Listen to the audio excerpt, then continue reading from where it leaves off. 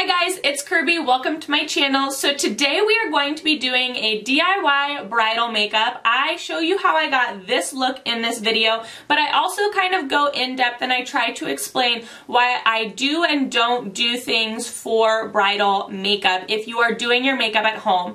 Please note that this video is probably more for the novice makeup lover. It is one that it is for the person who does their makeup every day but doesn't necessarily do like glam makeup but wants their wedding makeup to be a little bit more special than every day and they're going to be doing it themselves. So if you wear glitter cut creases and winged liner on a regular basis, this video is probably not for you. But if you do your neutral eye and your chapstick for the office every day but you want your wedding makeup to be better, this is right up your alley. So if you are interested to see how I got this look as well as some bridal tips for your big day, then please keep watching. Okay guys, so like I said in my intro, this bridal video is probably going to be geared more towards the budget-friendly bride as well as the bride who doesn't really know much outside of her everyday routine, because I feel like a lot of people just want to do their makeup themselves because it's hiring a makeup artist is probably a little outside of their actual wedding budget, as well as they don't want to look not like themselves. Because I think when people think or picture bridal makeup, they're thinking this like full face glamour, like highlight you can see from space and things like that. But my take on bridal makeup is that it's essentially your everyday makeup, just kind of bumped up a notch. And I think we all have been scorned by a makeup artist in the past with a smoky eye when we asked for something natural and neutral. So, with that being said, again, my take is bridal makeup should be your pretty much natural everyday makeup, just bumped up a notch, a little bit more manicured, if you will, and that's because the person waiting for you at the end of the aisle knows you as that. They fell in love with you with your everyday makeup and no makeup, and although they want you to look and feel your best, they also want something that they're familiar with as well. So, start with a clean face. Clean, moisturized, use your SPF if you're having an outdoor wedding. A lot of foundations have SPF in them to begin with, but you're going to want to start with a primer, and this is very important whether it is a like priming moisturizer or an actual primer. You have to start with a primer, hydrating primer, whatever the case may be. I personally at the moment have been loving the No Problem primer for myself. I keep the Baby Skin Maybelline in my kit, as well as some mattifying moisturizers that I sometimes use as primers. What this is really going to do is help to prep your skin, fill in all your pores, make your face the way it needs to be to have the makeup adhere and look as nice as it possibly can. I know some people are naysayers on primers, but I personally really do notice a difference in my skin when I use a primer versus I don't use a primer. But again, make sure you're using a primer that is compatible with your skin. If you have dry skin, use a hydrating primer. If you have oily skin, use a mattifying primer. If you have really large pores, use a like pore minimizing primer. However, if you're unsure what type of skin you have, or you're just kind of like, oh, I just have normal skin, I would always err on the side of using a pore filling primer or a mattifying primer, because oftentimes brides sweat a lot, and so using something that's mattifying or pore filling is really going to kind of give you that like smooth finish that most brides are looking for. On to foundation. I do my foundation first. Again, unpopular opinion, but that's okay. Use something that's going to be medium to heavy coverage, or medium to full coverage, I should say.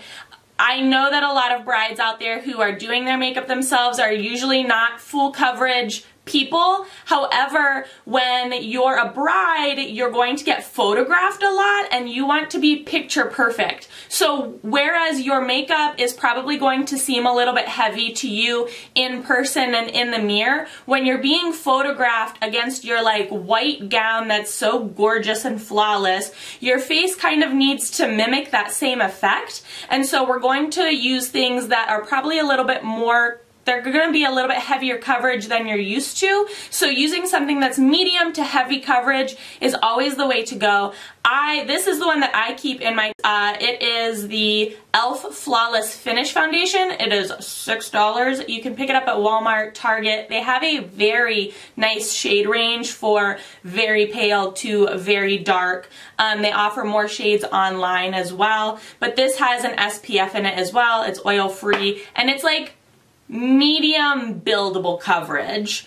And I also like to use, I've been experimenting with different application techniques, but I like to kind of paint it on with a brush and then use a damp sponge to apply it. Why I like the e.l.f. Flawless Finish Foundation in general for everybody is because it gives a pretty decent coverage using a very light coat. It is medium to heavy coverage or full coverage because you can build it up if you need to put like more on or you need more coverage in certain areas, as well as this does not oxidize as poorly as some of the other, or as badly as some of the other foundations that I have used. A lot of matte foundations, you will notice they oxidize and they kind of turn orange on the skin, and this Flawless Finish Foundation from e.l.f. also, unlike some luminous or hydrating foundations, does not move. It tends to stay in place once it is set. So that's personally why I really like to use it on all skin types, but that is just a personal preference. So now moving on to eyebrows. Please, please, please, every bride out there, do not skip this step. Even if you're just using like a brow mousse, a brow gel, a clear gel, a powder, a pomade, a whatever you want to use, I really do not care, but you need to be putting some definition in your eyebrows. I personally have like really wonky eyebrows, and so I know exactly how to fill mine in and how I like them. It is probably something you're going to have to practice out a little bit before your wedding, but the eyebrows frame the face, especially if you have like very blonde eyebrows. You don't want to be all forehead, so you need to be using an eyeshadow or a very, very light taupe or light blonde color, and you just kind of need to fill in the sparse areas or make the brow appear a little darker because it frames your face in and makes a world of difference in pictures. In person, it might seem, again, a little heavy to you and kind of like, whoa, that doesn't look like me, but we're more so talking about the photograph because on your wedding day, that is what you're going to be looking back at for basically the rest of your life. And whereas yes, you want to appear beautiful and wonderful in person, and you will, you also want to appear beautiful and wonderful in the pictures that you're going to have forever. I should have mentioned I was using a brow powder. This one was from the Brow Gal. It's their convertible brow palette. I personally prefer using a powder to fill in eyebrows only because I think it looks a little bit more natural and soft, and it photographs a little bit softer than a pomade. However, if you are not as well versed in like actually filling in and shaping your eyebrows, using a product such as Benefit's Give Me Brow, not Give Me Brow, but Gimme Brow, or something like a brush through pomade or a brush through gel. I know Anastasia Beverly Hills has one now. Might be a little bit of a better option for you because it is going to give you that definition without all of the hassle, if that makes sense. Okay, now we're going to move on to eyes, and I personally like to prep eyes with a concealer, and why I like to do that, especially for brides, is because if you have any discoloration or veins or pigmentation on your eyelids, a concealer is what's going to hide and conceal that the best. There are a lot of pigmented eyeshadow bases out there now, and there are a lot of wonderful eyeshadow bases out there. If you are happy with your current eyeshadow base, please, by all means, use that. I personally just like to use a concealer because it does help to control oils as well as cover up any pigmentation that I have. The concealer that I'm using today is the Infallible Full Wear Concealer, and I'm just dotting some of that on and then using my sponge and blending it out. Then you're going to want to set that, and this is for a plethora of reasons, but it is mainly to make sure that the eyeshadow and that the concealer does not crease, but also that your eyelids don't get too oily and things like that. I also personally feel like when you set your eyelids before you actually apply the eyeshadow, I think it helps the eyeshadow to blend a little bit easier, but that's also just a personal opinion. Now on to eyeshadow. This is also probably going to be a very unpopular opinion. Please, for the love of God, do not wear brown on your wedding day. Again, these are personal opinions and what I have noticed throughout like my bridal experience, personal and otherwise. Browns tend to make you look a little tired. No matter your age, no matter how wonderfully wide awake you look, I just personally think that in a photograph as well as in person, browns tend to kind of bring the face down rather than lift it up. Also, the brown looks a little heavy and a little out of place next to like a beautiful white or blush or ivory gown, as well as most bridal colors or most wedding colors do not have anything that is like wholly compatible with brown. Usually it's gold and rose and pink and, you know, white or blush or Merlot or Bordeaux or, you know, whatever the case may be. And whereas, yes, brown does go with everything, I just think it brings your face down a little bit whenever you're wearing this like beautiful white gown, and what we're trying to do is kind of like perk the face up. So, with all of that being said, we're going to stick with like purpley mauve-y tones, like a pinkish mauve-y tone, because that's going to give you that neutral look without being too brown. Or you're going to go with like a peachy palette, something that's a little bit brighter but still in that like neutral family. So depending on when your wedding is, what color your wedding is, as well as like your skin tone preference, you should go with like a peachy palette or a mauve tone palette. If you don't know which you should go with, always stick with a mauve or a purple because it is universally the most beautiful shade on everybody. Again, personal opinion, but in my experience, that is what I will always tell people, is to go with like a mauve palette rather than a brown palette. If you're looking for an affordable palette that has mauves in it or a nice like mauve row, BH Cosmetics has one. I think it is in their Modern Mattes or Modern Neutrals palette. I will link it in the description box below so that you can check it out. I think they sell it at Kohl's as well as Ulta, but again, I will link it down in the description box below. So we're going to stick in like the mauve-y purpley tone, as well as make sure you have a like gold shimmer, because we're going to put that kind of on the inner corner like lid area, but the shimmer is what's going to really kind of like highlight the eye. So first, I'm just going to take a crease brush. This one's from Wet n Wild. It's 99 cents. It's nothing fancy. And I'm going to take, this is from the Patrick Star MAC collab. I don't even know what color it is, but it's from their like Mother's Day MAC collaboration. It's like a light purple. And I'm just going to load up my crease brush, tap it off, and then I'm going to put this like above / in my crease. And I'm just doing like windshield wiper motions. Now, on the camera, as I'm looking in my monitor, you can't really see it all that well, and it's because this is like a transition shade. It's what's kind of like starting the look, but that's what we want. It's just a very, very light purple, so it's not going to show up too heavy. So you can kind of see that that color has built up a little bit, and that's like the start of this transition, if you will. What we're going to do now, I'm going to take this shade from ColourPop. It's called Chic Happens, but it is kind of like a medium purple mauve-ish tone. Taking that same crease brush, because we're a bride on a budget and we only have what we have for everyday use. Again, loading up the brush, tapping off the excess, because you can always apply more color, you can't always take some off. And I'm going to apply that in my crease, a little bit below where I just put that initial color. Alright, so now we're going to work on this outer corner, and we do kind of want a little bit of a deeper outer corner. Or You could just take your gold shimmer and put it on your lid and kind of call it quits, and you would have your eye, and that's fine. I personally always like to do a little bit of a darker outer corner just because I think it provides a little bit more depth to your eye. That's again a personal opinion. But I'm going to take this color, which is kind of like a deep burnt purple. It's called Razzie from ColourPop.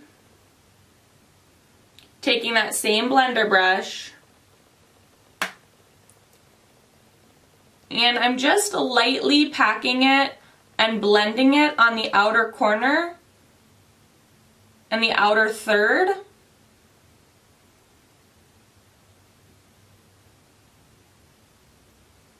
And if you feel like there's like a harsh line starting to form, then you can always go back to that initial light purple color or your initial light color, because you can use any shades or any colors you want, and just blend it out. And it looks a little bit more soft and not as stark. So once you have all of these colors built up to your liking or however you feel comfortable with it, you're then going to pick a gold shimmer shade. I think I'm going to use this one right here, and it is Take It Slow by ColourPop. And I'm just going to use my finger, and I'm just going to press that on the like inner third / half of my lid, and then also really gently just putting it underneath my brow bone, or on my brow bone, underneath my brow, just to highlight it. And there is a very quick and simple bridal eye for you. So before we finish the eyes, I'm going to move on to concealer, which again, I'm a full coverage gal, and I do agree, or I do think that all brides should be full coverage for at least that day.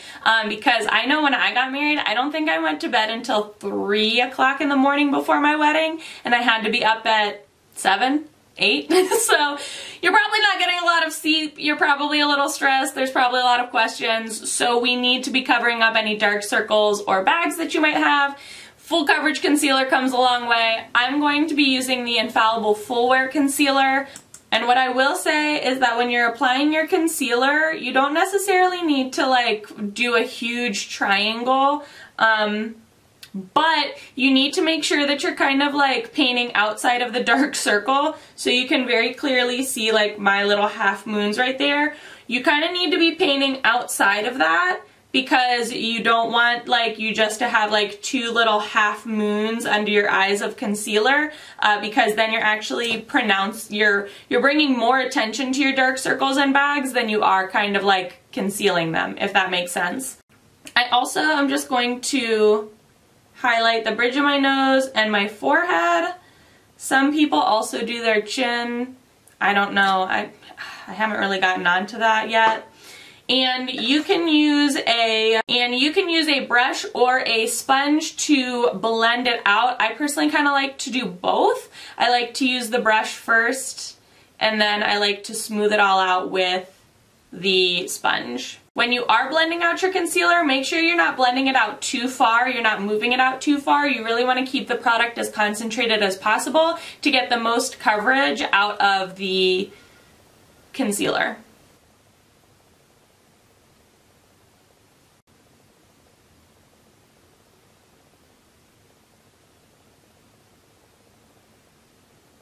I personally set my concealer almost immediately. I'm using the Coty Airspun Translucent Extra Coverage Powder. You can use whatever your little heart desires. If you're using a powder foundation to set your concealer, make sure you're using something that is a little bit lighter, because when the powder hits the wet concealer or the wet product, it will change colors and it will darken a bit. Also, I use a lot of powder, especially if you're having an outdoor wedding. Powder is your friend, because you want to look matte, matte, matte, matte, matte, because I can almost guarantee you by the end of the ceremony, you're going to be glistening, not with highlight though.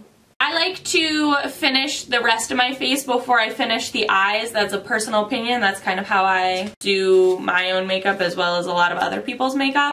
If you've been following me thus far and you have your kind of medium to full coverage face on, you kind of realize that we kind of took all of the life out of our face, all of the discoloration and things like that, which is great, but now we kind of need to add the life back in. And this is where I feel like I'm going to lose a lot of people because they don't bronze or contour on like an everyday basis, and this is where people are going to be like, I just can't get on board with that. And you can, I promise. If you are someone who does not bronze or does not contour on a regular everyday basis, that is fine. However, for your wedding, you really should, only because it will give you, again, a little bit of definition in your photos, so you will look like you have a little bit of a cheekbone as well as jawbone, as well as it will add a bit of coloring to your face if you are very, very pale, and it will give your, you will kind of liven up and it'll give you a little bit of color as well, which is what we all want unless you're going to fake bake.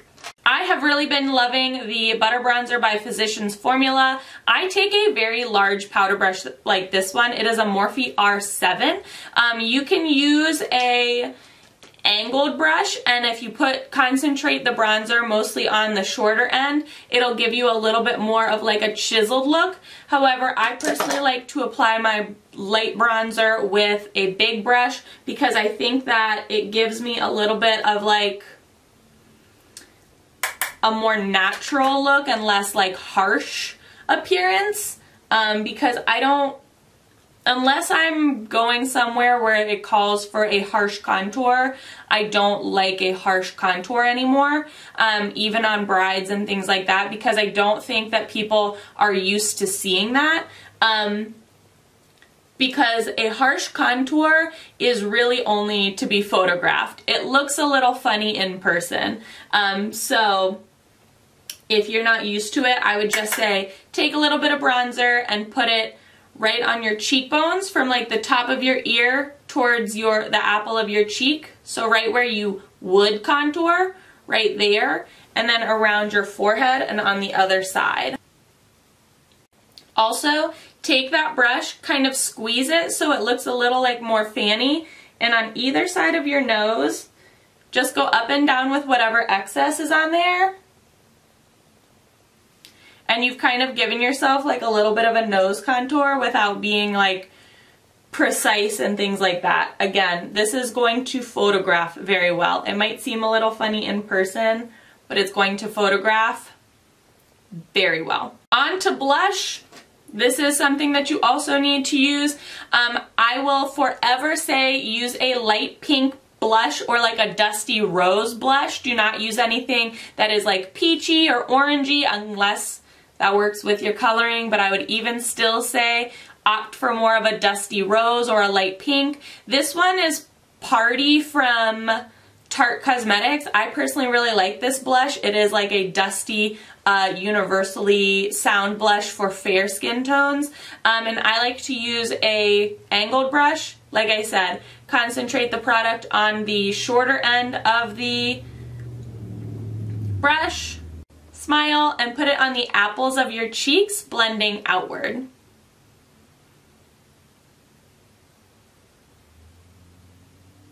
For the everyday bride, or for someone who does their makeup every day and is going to be doing their makeup for their wedding, if you're not as like well versed in makeup, you probably won't use a highlight, and that's okay. I don't think all brides need to have a highlight. I kind of personally like this look just as it is. So we're going to go on to finishing the eyes. And what I'm going to say is that, again, this is probably going to be a very unpopular opinion, is I do not use liner on the bottom lash line for anyone. Not myself, not anyone who I've ever done makeup on. Do not use liner on the bottom lashes, only because it ends up, one, it's going to get caught in all of these little creases and crepes underneath your skin, and it's going to drag down and you're going to have a mess by the end of the night.